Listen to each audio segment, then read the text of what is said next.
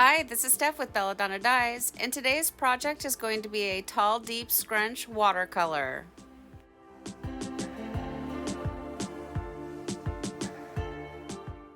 This is a really cute baby doll dress that I got from Old Navy. It has pockets and it has a lining. It's great. So I'm just going to put it in my over the sink strainer and I'm going to make tall, deep scrunches. So quick and easy.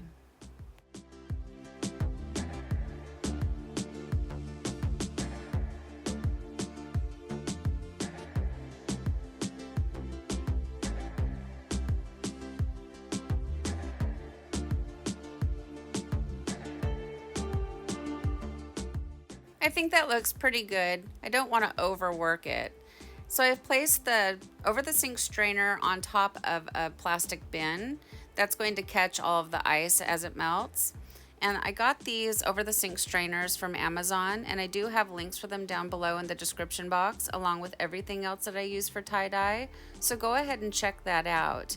I love to use these over the sink strainers as often as possible. It's just quick and easy. And if you want to, you can put two projects in one bin, so it's a space saver. And then I'm just doing dye under ice to start with. And then I'm going to place half a bag of my procion ice. And the procion ice is my large ice maker. And I don't think that model is exactly available anymore, so I have linked one that's extremely similar. And then I'm going to do dye over ice just for good measure and to hopefully get some good color splits. And once I do that, then I'm just going to give the project a quick little sprinkle of soda ash for good measure. And then it's recommended that you let your project batch at 70 degrees or higher for at least 24 hours. And I can tell you that this project batched for the full 48 hours.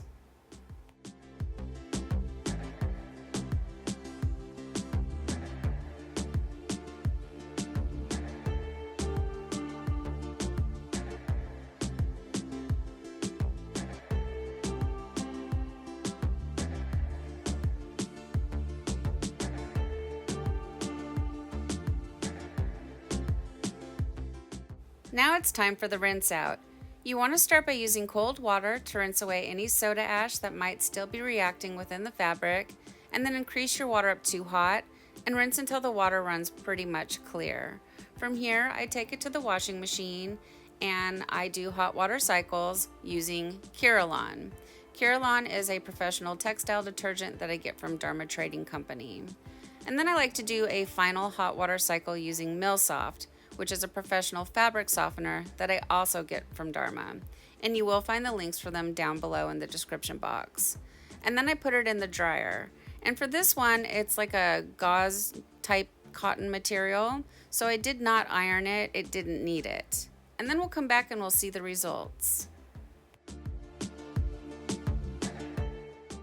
Well, here it is, guys. Here's our tall, deep scrunch watercolor baby doll dress. And I'm on the fence with this one. This is Bella wearing it outdoors, and it's such a super cute style of a dress. But I'm not sure that the watercolor scrunch was a good idea for this type of material because it didn't get really good dye flows. So I'm on the fence, should I over dye it or just leave it alone? I know a lot of the stuff that I see out like at Kohl's or Walmart, you know, the fake tie-dye, is very basic and super simple. So I know it's really popular with younger people to have dye that, well, tie-dye that's, you know, not so in your face with color. So what do you guys think I should do? Should I just leave it alone as is or try to fix it or add more color? I don't know. I like the dress and I think it looks great, but I'm torn. I don't know what to do. So leave me some comments and tell me what you think. Thank you so much for watching. Please subscribe to my channel, leave a thumbs up, and click the bell and set it to all. That way you get notified of future uploads. And remember, have fun tie-dyeing!